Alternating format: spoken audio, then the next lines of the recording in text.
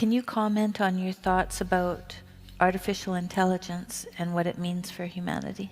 The bigger the toy, the smarter you better be to use it. So that's worth thinking about, because we're coming up with some pretty damn big toys. And what did my friend Jonathan Pajot said again? He said recently, I told you about him, this deep religious thinker. He's something. He said, we're going to see giants walk the earth again. And you think, well, what does that mean? It's like, well, we're already androids, you know. Already. When you're on Twitter, you're an android. Well, why? Well, you know, there are lots of trolls on Twitter. Sometimes I'm one of them, by the way. But I'm not an anonymous troll. So I take my lumps, let's say. Well, I started calling the trolls troll demons. And I had a reason for that. And the reason is, you know, maybe you're some resentful character who's a coward and you're Machiavellian and narcissistic and psychopathic and sadistic, because that's actually the hallmarks of anonymous trolls, and that's been studied very well by people who study the so-called dark tetrad of personality traits. I interviewed this guy, Del Paulus, who's the head researcher among the dark tetrad research group, and that'll be coming out right away. And it's clearly the case that the anonymous denigrating trolls are psychopathic, Machiavellian, narcissistic sadists, and maybe not right to the clinical point, but enough so that you can detect it using the proper psychometric measurement instruments. And so you think you got this resentful, you know, underground character who's carping away on Twitter, trying to do nothing but cause trouble, who's also anonymous, and he's bitter, and he wants to hurt people, and he likes to hurt people, which is what lulls means, right? I'm doing it for the lulls, means I'm doing it because I positively delight in the production of human misery. And you think, if you just met that guy, you wouldn't give him a half a second of your time. In fact, you wouldn't even meet him, because he's cowering in his mother's basement covered with Cheeto dust under the covers, you know, and he's just, there's nothing to him at all except bitterness and spite.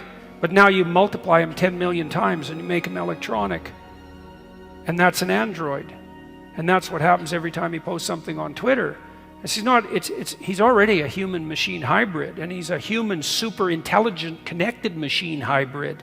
And so that means all his pathology is multiplied immensely by our technological might. And I've thought recently that virtualization enables psychopathy. So in normal social situations, if you're a narcissistic Machiavellian and you push it too hard, someone will absolutely hit you. And that will be the end of it. And most of the time it's cowards who take that route, and it doesn't take much intimidation to stop them. Just the hint of appropriate, just retaliation will keep them silent. But online, especially if you're anonymous, that's all stripped away, and so the psychopaths can have free reign. And part of the reason that our culture is being torn apart at the moment is because virtualization enables psychopathy. And so that's a big problem. And so that all pertains to this question of, well, you know, when you have bigger toys, you better be a bigger boy. And that's something Carl Jung commented on in detail in his writing.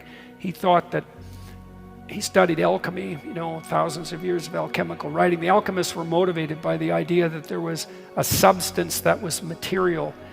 And if we could investigate material and discover that substance, we would live forever, we wouldn't be ill, and we could transmute base metals into gold, which would be infinitely wealthy. And Jung's notion was that the promise of matter was what impelled alchemy, and out of that grew science. And science is motivated by the notion that if we study matter deeply enough, we'll prolong life, we'll increase health, and we'll make ourselves wealthy. And of course, that's exactly what happened. And we took this technological route there. So out of alchemy, this weird dreamlike mythology, emerged science and just blew up and made us into technological giants. But there was an ethic in alchemy too that was allied in part complexly with the whole Judeo-Christian tradition. There was an ethic, and it didn't expand at the same rate. And so now we're primitive children on the ethical front with the tools of gods. And that's very, very dangerous. In fact, it might be fatally dangerous. And so one of the things that Jung attempted to do in his work was to help people understand that it was necessary for us to take on an ethical responsibility that was commensurate with our technological power, and that would require something like the deepest of all possible religious revaluations, right? The revaluation of good and evil, to use the Nietzschean phrase, as a what, medication for the death of God. A very serious set of ideas.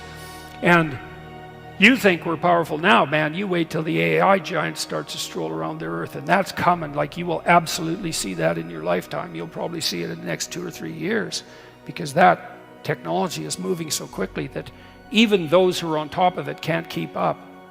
So, and I would say we better get our act together, because we could make this world quite the heavenly place, but there's a lot more pathways to hell than there are to heaven.